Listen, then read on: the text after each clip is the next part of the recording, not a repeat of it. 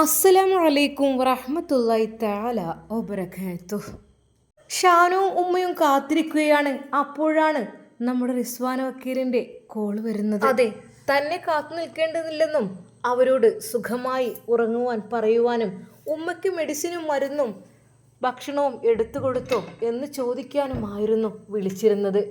എന്നാൽ ഷാനു അത്ഭുതപ്പെടുകയായിരുന്നു. റബ്ബേ, ഈ ഒരു പെണ്ണിനെയാണല്ലോ ഞാൻ ചതിക്കുവാൻ വേണ്ടി കൂട്ടുനിന്നത്. അന്ന് ഞാൻ ചതിക്കാൻ ശരിക്കും അവളെ കൈകാലുകൾ കെട്ടാനും എല്ലാത്തിനും ഞാൻ പിന്നിൽ നിന്ന് കൂട്ടുനിന്നിരുന്നു. പാവം, ഇത്രയ്ക്കും നല്ലൊരു പെണ്ണാണെന്ന് ഞാൻ ഒരിക്കൽ പോലും വിചാരിച്ചില്ലല്ലോ. അല്ലാ, നീ എനിക്ക് പുറത്തു തരണേ അല്ലാ, അവൻ മനസ്സിൽ വിചാരിക്കുകയായിരുന്നു. പെട്ടെന്നാണ് ഉമ്മ മോനെ വിളിച്ചത്. മോനെ ഷാനോ, മോനെ. ആ ഉമ്മ, എന്താ അവൾ പറഞ്ഞത്? ഉമ്മാക്ക് വേണ്ടി മരുന്നും ഭക്ഷണവും വെള്ളമൊക്കെ എടുത്തു കൊടുക്കുവാൻ വേണ്ടി പറഞ്ഞു. അതുമാത്രമല്ല, നമ്മോടവിടെ സുഖമായി കിടക്കുവാനും പറഞ്ഞു. പക്ഷേ എന്താ മോനെ, ആ കുട്ടി വരില്ലേ? എന്നാൽ പിന്നെ എൻ്റെ കുട്ടി പുറത്ത് കിടക്കണ്ടല്ലോ, അകത്തേക്ക് ഇങ്ങോട്ട് കയറിപ്പോര്. എനിക്കൊരു വല്ലായിക, എനിക്ക് ആകപ്പാടെ. എന്നാൽ വീണ്ടും അത് റിസ്വാന വക്കീലിൻ്റെ കോള് വരുന്നു. ഹലോ. പിന്നെ സഹോദര, എനിക്ക് പറയാനുള്ള വെച്ചാൽ നിങ്ങൾ ഉമ്മയെ നല്ല സേഫ്റ്റിയായി നോക്കിക്കോളൂ കേട്ടോ. ഞാൻ ഒരു കാര്യം കൂടി പറയാം. അതായത് കുറച്ച് കഴിഞ്ഞാൽ എന്നെ വിളിച്ചാലൊന്നും കിട്ടില്ല. എന്തു പറ്റി? അതെ, എനിക്ക് കുറച്ച് കാര്യങ്ങൾ ചെയ്യാനുണ്ട്. പിന്നെ അത് മാത്രമല്ല, എന്നെ വിളിച്ചാൽ കിട്ടില്ല എന്ന് പറഞ്ഞാൽ കാര്യം മറ്റൊന്നുമല്ല, ഫ്ലൈറ്റ് മോഡിലായിരിക്കും. അതെ, ഞാൻ ഇനി പറന്നു വരികയാണ്. ശരിക്കും അവൻ ഞെട്ടിപ്പോയി. റബ്ബേ അല്ലാ. എന്നാൽ അവൾ പറഞ്ഞ ആ ഒരു വാക്കുകൾ, അത് മാഡം നിങ്ങൾ, അതെ ഞാൻ പോവുകയാണ്, ഞാൻ ഗൾഫിലേക്ക് പോവുകയാണ്, ഫ്ലൈറ്റിൽ കയറാൻ വേണ്ടി നിൽക്കുകയാണ്. ഇനി അധിക സമയം സംസാരിക്കാൻ കഴിയില്ല. ഞാൻ ഇതാ ഇപ്പോൾ കയറും. പിന്നെ ഉമ്മയുടെ കാര്യത്തിൽ നിങ്ങൾ ശരിക്കും ശ്രദ്ധിച്ചോളൂ. എൻ്റെ സാന്നിധ്യമില്ലെങ്കിലും നിങ്ങൾക്ക് വേണ്ടിയിട്ട് ആ വീട് ഉപയോഗിക്കാം.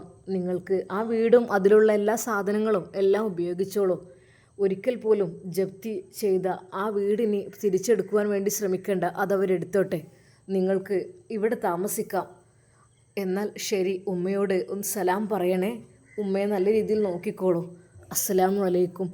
അത് പറഞ്ഞ് അവർ ഫോൺ കട്ട് ചെയ്യുമ്പോൾ അത് ശരിക്കും ഷാനു ഞെട്ടിപ്പോകുന്നതോടുകൂടെ സങ്കടപ്പെടുകയും ചെയ്യുകയാണ്. റബ്ബേ, എന്തൊക്കെ ഞാൻ കേൾക്കുന്നത്. അല്ലാ, എനിക്ക് അവരോട് കുറച്ച് കാര്യങ്ങൾ പറയാനുണ്ടായിരുന്നു. പഠിച്ചോനെ, എന്ത് ചെയ്യാം? അവൻ വല്ലാതെ വിതുമ്പിപ്പോയി. ഉമ്മ ചോദിച്ചു, മോനെ, എന്താ മോനെ എൻ്റെ കുട്ടി കരയുന്നത്? എന്നാൽ ഉമ്മയോടൊന്നും ഒരിക്കൽ പോലും അത് പറഞ്ഞിരുന്നില്ല. ഒരു പക്ഷേ ഉമ്മയോടൊക്കെ പറഞ്ഞു കഴിഞ്ഞാൽ ഉമ്മ വിചാരിക്കൂലേ, ഇത്രയ്ക്കും നല്ല സൗകര്യങ്ങളും കാര്യങ്ങളും ഉപകാരം ചെയ്ത ഒരു പെണ്ണിനെ മോനെ ചതിക്കാൻ നിന്നെ കൊണ്ടാവുമോ എന്ന് ചോദിച്ചു കഴിഞ്ഞാൽ എന്തുത്തരം പറയും എന്നുള്ള രീതിയിൽ അവൻ മൗനം പാലിച്ചു. മോനെ, ആരാ വിളിച്ചത്? ഉമ്മ, എന്തെൻ്റെ കുട്ടിക്ക് അറിയണത്? കരയാതെ കാര്യം പറയും ഉമ്മ. അവർ പോവാണത്രേ. ആര് മോനെ? ആ വക്കീലോ? ആ കുട്ടി പാവം. അപ്പം എന്താ അങ്ങനെ? ഇവിടുന്ന് ഒന്നും എടുക്കാനൊന്നുമില്ലേ? ഇല്ലല്ലുമ്മ, അവർ പോവുകയാണത്രേ. അല്ലെങ്കിലും അവർക്ക് ഇവിടെ നിന്നുള്ള സാധനങ്ങളൊന്നും എടുക്കേണ്ട ആവശ്യമൊന്നും ഉണ്ടാവില്ലോ. ആവശ്യമായ രേഖകൾ കൈകളിലുണ്ടെങ്കിൽ പിന്നെന്താ, അവർക്ക് അവരുടെ ഫാമിലിയൊക്കെ അവിടെ ഉള്ളതല്ലേ മോനെ. എന്നാലും എനിക്ക്, അതെ ഉമ്മ, നമ്മുടെ ഈ വീട്ടിൽ സുഖമായി ജീവിക്കുവാൻ വേണ്ടി ആവശ്യപ്പെടുകയായിരുന്നു, വേറെ ഒന്നുമില്ല. എന്നാൽ ആ ദിവസം അവൻ ഉറക്കം വരുന്നില്ലായിരുന്നു. വക്കീൽ പറഞ്ഞ വാക്കുകൾ അതൊക്കെ ആലോചിച്ചപ്പോൾ, റബ്ബേ, എന്നാലും എനിക്ക് കുറച്ച് കാര്യങ്ങൾ കൂടി പറഞ്ഞു കൊടുക്കാനുണ്ടായിരുന്നു. ആ ഒരു കാര്യങ്ങൾ പറഞ്ഞു കൊടുക്കുകയാണെങ്കിൽ, പക്ഷേ റബ്ബേ, ഒരിക്കൽ പോലും ചതിയിൽ പെടുത്തല്ലേ അല്ലാ. ഒരു നിമിഷം അവൻ വിചാരിച്ചു, ഫോൺ ഓഫ് ചെയ്യണോ ഓൺ ചെയ്തോ എന്നുള്ളത്. കാരണം ജസീർ ഇപ്പോൾ വിളിക്കും, എന്നെ തിരഞ്ഞു നടക്കുകയാണ് അവന്. ഞങ്ങൾ ഇവിടെ താമസിക്കുന്നത് ഒരിക്കൽ പോലും അവനറിയില്ല. ഇത്രയ്ക്കും വിശാലമായ ഈ ഒരു ഫ്ലാറ്റിൽ, അതെ, നല്ല വിശാലമായ dining area, 2 bedrooms, kitchen and balcony, bathrooms, living area, ഇത്രയും സ്പേസുള്ള ഈ ഒരു വീട് ഞങ്ങൾക്ക് ഒരിക്കൽ പോലും കിട്ടുന്നത് ഞങ്ങൾ വിചാരിച്ചിട്ടില്ല. താമസിക്കാനാണെങ്കിൽ പോലും ഇത്രയും നല്ലൊരു വീട്ടിൽ ആദ്യമായിട്ടാണ് താമസിക്കുന്നത്. ശരിക്കും ഷാനുവിന് സങ്കടം വരികയാണ് അവരെ ഓർത്ത്. റബ്ബേ, അവരെങ്ങാനും ചതിയിൽ പെടുത്തി കഴിഞ്ഞാൽ റബ്ബേ എന്തായിരിക്കും സ്ഥിതി? എനിക്കറിയുന്നില്ല. ആ പെണ്ണിനെ ഒരിക്കൽ പോലും ചതിയിൽ പെടുത്താൻ പാടില്ല. എന്നാൽ ഷാനു മറ്റൊന്നും ആലോചിച്ചില്ല. ഫ്ലൈറ്റ് ഉയർന്നു പൊങ്ങുന്നതിന് മുമ്പായിട്ട് ഒരിക്കൽ കൂടി അതാ അവർക്ക് വിളിക്കുകയാണ്. വേഗം അവൻ ഫോൺ എടുത്തുകൊണ്ട് അതാ റിസ്വാന വക്കീലിനെ വിളിക്കുകയാണ്. എന്നാൽ നിരാശയായിരുന്നു ഫലം. താങ്കൾ വിളിക്കുവാൻ ശ്രമിക്കുന്ന നമ്പർ ഇപ്പോൾ സ്വിച്ച് ഓഫ് ചെയ്യപ്പെടുകയോ പരിധിക്ക് പുറത്തോ ആയിരിക്കും. ഒരു നിമിഷം അവൻ്റെ കൈകൾ തളർന്നു പോയി. അവൻ്റെ കണ്ണുകൾ നിറഞ്ഞു പോയി. ഇല്ല, ഫ്ലൈറ്റ് ഉയർന്നു പൊങ്ങിയിട്ടുണ്ടാകും, അതുറപ്പാണ്. അല്ലാ, അവൻ ഒരു നിമിഷം ആ ജനാലയിലൂടെ പുറത്തെ ആകാശത്തേക്ക് നോക്കി. ആ രാത്രിയുടെ യാമങ്ങളിൽ അവന് കണ്ണീർ കവിളിലൂടെ ഒലിച്ചിറങ്ങി. മോനെ, മോനെ, ഇവിടെ കിടക്കടാ, മോനിവിടെ കിടന്നോ? ഉമ്മ വിളിക്കുകയാണ്. ഉമ്മ, എന്തെൻ്റെ കുട്ടിക്ക് ഇത്ര സങ്കടം? ഉമ്മ, ഓള് പോയോ ഉമ്മ? ആര്? വക്കീലോ? അവർ പോയോ? അതെന്താ മോനൊരു മുന്നറിയിപ്പില്ലാതെ? ഉമ്മ, അതായിരിക്കും അവർക്കൊരു പക്ഷേ സേഫ്റ്റി. അതുകൊണ്ടായിരിക്കും അവർ പെട്ടെന്ന് പോയത്. മനസ്സിൻ്റെ ഉള്ളിൽ കരുതി വച്ചിരുന്ന ഒരുപാട് കാര്യങ്ങൾ റിസ്വാന വക്കീലിനോട് തുറന്നു പറയണം. അവൾ അതിൽ നിന്ന് രക്ഷിക്കണം എന്നുള്ള ചിന്താഗതിയുമായിട്ടായിരുന്നു നമ്മുടെ ഷാനുവിൻ്റെ നിൽപ്പ്. പക്ഷേ അതൊന്നും പറയാൻ കഴിയാത്ത വേദനയിൽ അവൻ വിങ്ങിപ്പൊട്ടി. ആ നിമിഷം തന്നെ പടച്ച റബ്ബിനോട് അവൻ പ്രാർത്ഥിക്കുകയാണ്. അല്ലാഹുവേ, റഹ്മാനെ, പടച്ചോനെ, ആ പെണ്ണിന് നീ ധൈര്യം കൊടുക്ക് റഹ്മാനെ. ഒരു ചതിയിലും വഞ്ചനയിലും പെടുത്തല്ലേ അല്ലാ. റഹ്മാനെ, അവരുടെ കാര്യങ്ങൾ ആഗ്രഹിച്ചതുപോലെ നീ എളുപ്പമാക്കി കൊടുക്കല്ലാ. ഹൃദയം പൊട്ടിക്കൊണ്ട് അവൻ പറയുന്നു. സങ്കടത്തോടെ അവൻ ആ ഒരു കാര്യങ്ങൾ ഓർത്തു. റബ്ബേ, ഇനി ജസീർ എന്നെ വിളിക്കും ശല്യപ്പെടുത്തിക്കൊണ്ട്. സാരല്ല, പക്ഷെ എത്രയെന്ന് വിചാരിച്ച് ഇവിടെ ഒളിച്ചു കഴിയും? കയ്യിൽ 5 പൈസയില്ല, ഒന്നുമില്ല. ശരിയാണ്, റിസ്വാന വക്കീൽ എല്ലാം തന്നിട്ടുണ്ട്.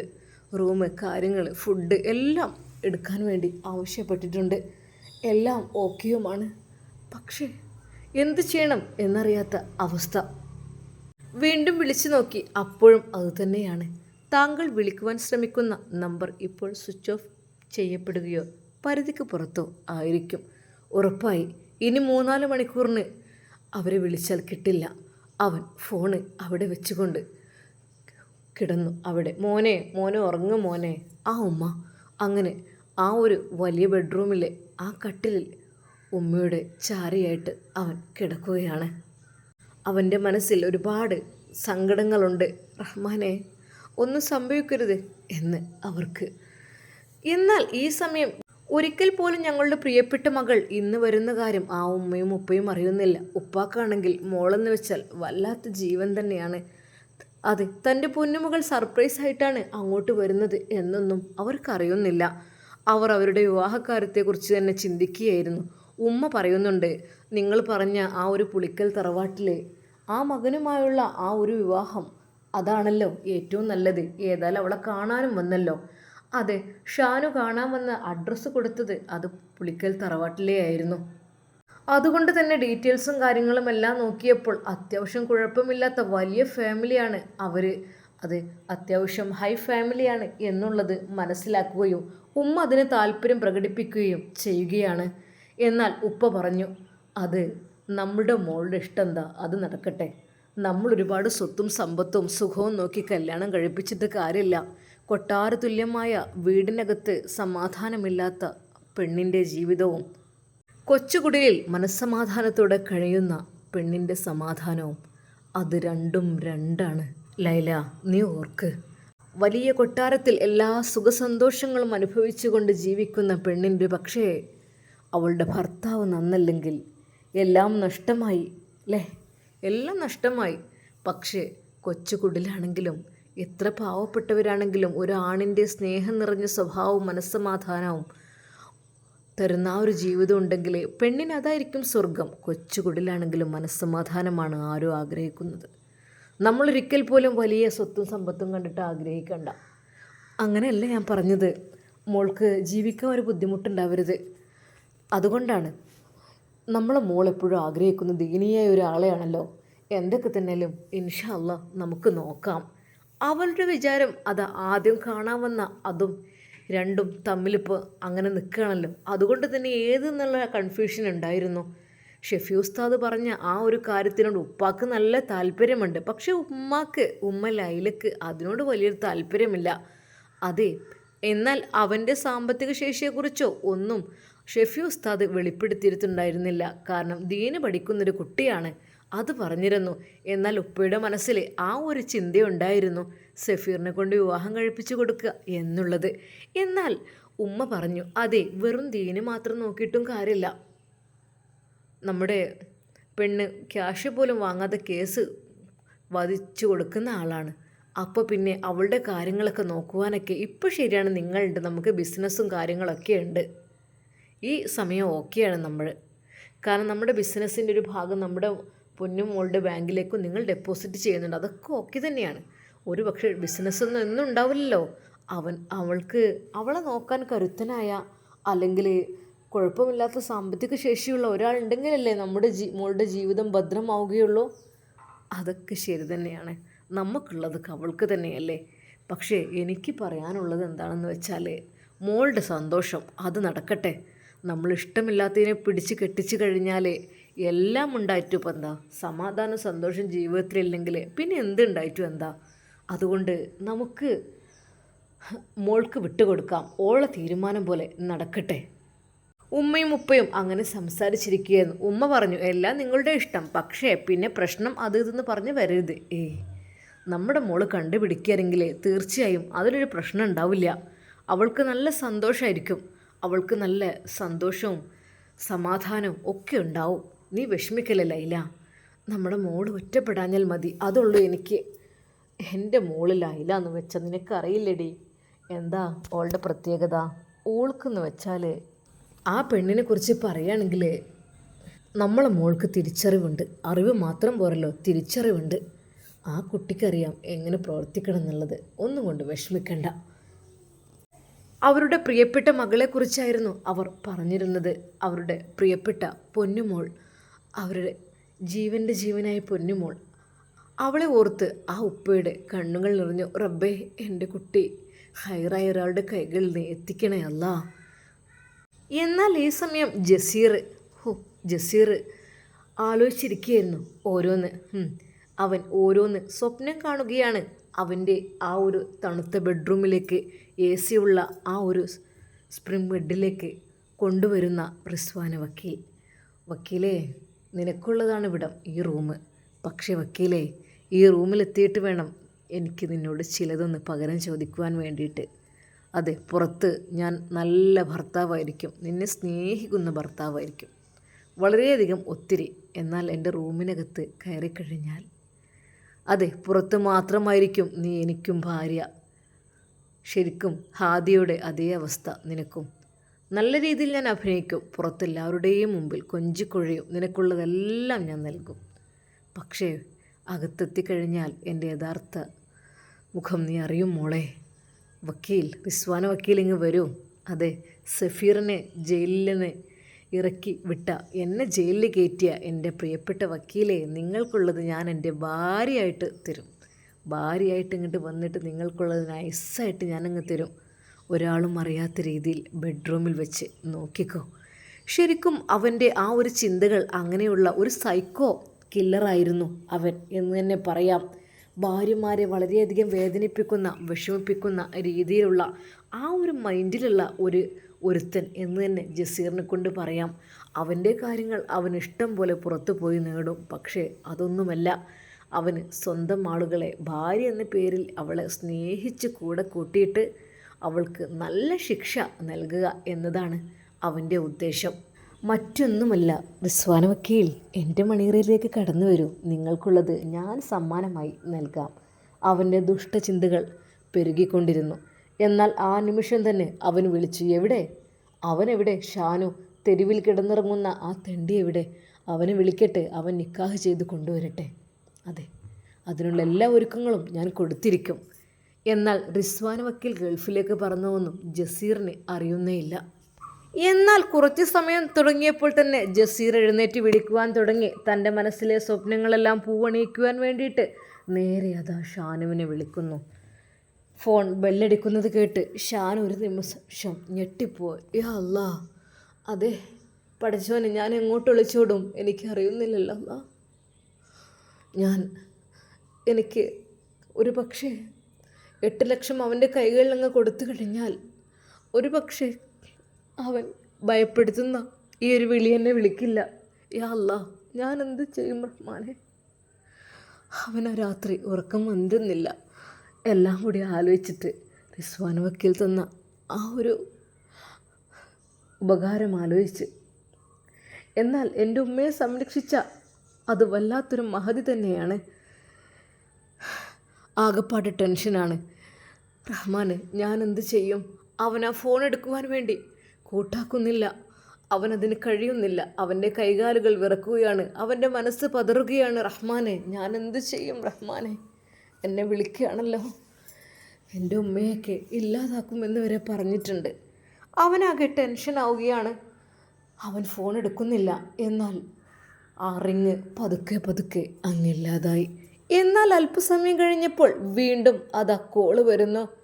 അതെ, ഇതെൻ്റെ ഉമ്മയുടെ സ്വസ്ഥത നഷ്ടപ്പെടുത്തുമോ? എൻ്റെ ഉമ്മയുടെ ഉറക്കം കെടുത്തുമോ? മനസ്സമാധാനം ഇല്ലാതാക്കുമോ എന്നവൻ ഭയപ്പെടുകയാണ്. അല്ലാഹുവേ, ഞാൻ എന്ത് ചെയ്യും റഹ്മാനെ എന്ന് പറഞ്ഞുകൊണ്ട് അവൻ ആ ഫോണ് എടുക്കാതെ നിൽക്കുമ്പോൾ, മോനെ മോനെ മോനെ ഷാനു, ഉമ്മാൻ്റെ കുട്ടിയുടെ ഫോണല്ല ബെല്ലടിക്കുന്നത് കുട്ടിയെ. ഉമ്മാൻ്റെ കുട്ടി അതൊന്ന് എടുത്തു നോക്കിക്കാണി. ഉമ്മയുടെ ആ ഒരു ഇടറിയ ശബ്ദം കേട്ടപ്പോൾ അവൻ്റെ കൈകാലുകൾ വിറക്കുന്ന പോലെ തോന്നി. അതെ, ഫോണങ്ങ് സൈലൻ്റാക്കി ഇട്ടാലോ എന്നുവരെ അവൻ്റെ മനസ്സിൽ തോന്നുകയാണ്. അല്ലാഹുവേ, എന്ത് ചെയ്യും? എന്നാൽ അവൻ ഫോൺ എടുക്കുകയാണ്. ഹലോ എടാ, എന്താ എനിക്ക് ഫോൺ എടുക്കാനൊരു മടി? എന്തായി കാര്യങ്ങളൊക്കെ എവിടെ വരെ എത്തി? നമ്മുടെ നിക്കാഹ് എന്നാണ്, അതുകൂടെ പറ. എന്നിട്ട് വേണം എനിക്കൊന്ന് മാനസികമായോ ശാരീരികമായോ ഉറങ്ങാൻ.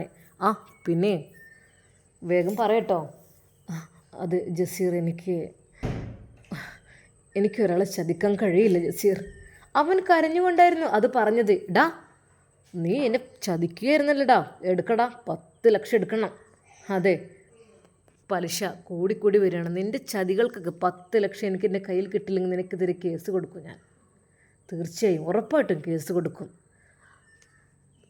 ഒരിക്കൽ പോലും മോനെ നിന്നെ പുറത്തേക്ക് ഞാൻ ഇറക്കില്ല. കാലാകാലം അഴിയെണ്ണി ഗോതമ്പുണ്ട് കഴിയേണ്ടി വരുന്ന അവസ്ഥ നിനക്ക് വരും. മനസ്സിലായല്ലോ? നിൻ്റെ തള്ളെ കൂടി കയറ്റിക്കൊണ്ടാണോ നിനക്ക് ആഗ്രഹമുണ്ടോ? എന്തെങ്കിലും കേസുണ്ടാക്കിയ നിൻ്റെ തലയിലങ്ങ് കെട്ടിച്ചമച്ച് വെക്കും. മനസ്സിലായല്ലോ? എടുക്കട 10 ലക്ഷം. അവനാകെ സങ്കടപ്പെട്ടു പോയി. അല്ലാ, എന്തൊരു പരീക്ഷണമാണിത്.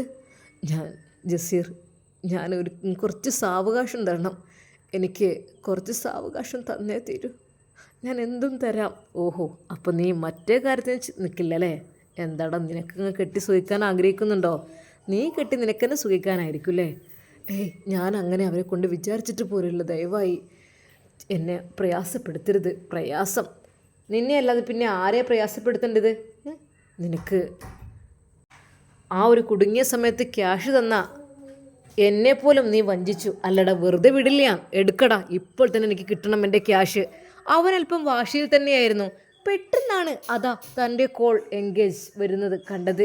ഒരു നിമിഷം അവൻ ഫോണിലേക്ക് നോക്കിയപ്പോൾ അത് മറ്റാരുമായിരുന്നില്ല, അത് റിസ്വാൻ വക്കീലായിരുന്നു. ആ ഒരു ഫോൺ നമ്പർ കണ്ടപ്പോൾ അവൻ്റെ മനസ്സിൽ സമാധാനത്തിൻ്റെ ചിന്തകൾ വന്നു. ഒരു നിമിഷം അവൻ ആ ഫോൺ എടുക്കുവാൻ വേണ്ടി മറ്റേ കോൾ ഹോൾഡ് ചെയ്യുകയാണ്. റിസ്വാൻ വക്കീൽ വിളിച്ചാൽ എങ്ങനെ എടുക്കാതിരിക്കും? എന്തിനായിരിക്കും റിസ്വാൻ വക്കീൽ വിളിച്ചത്? എന്തായിരിക്കും അവിടെ എത്തിയിട്ടുണ്ടാകുമോ? എന്ത് പറയാനായിരിക്കും? നമുക്ക് കാത്തിരുന്ന് കാണാം. അതുവരേക്കും എല്ലാവർക്കും അസ്സലാമു അലൈക്കും വറഹ്മത്തുള്ളാഹി തആല വബറകാതുഹു.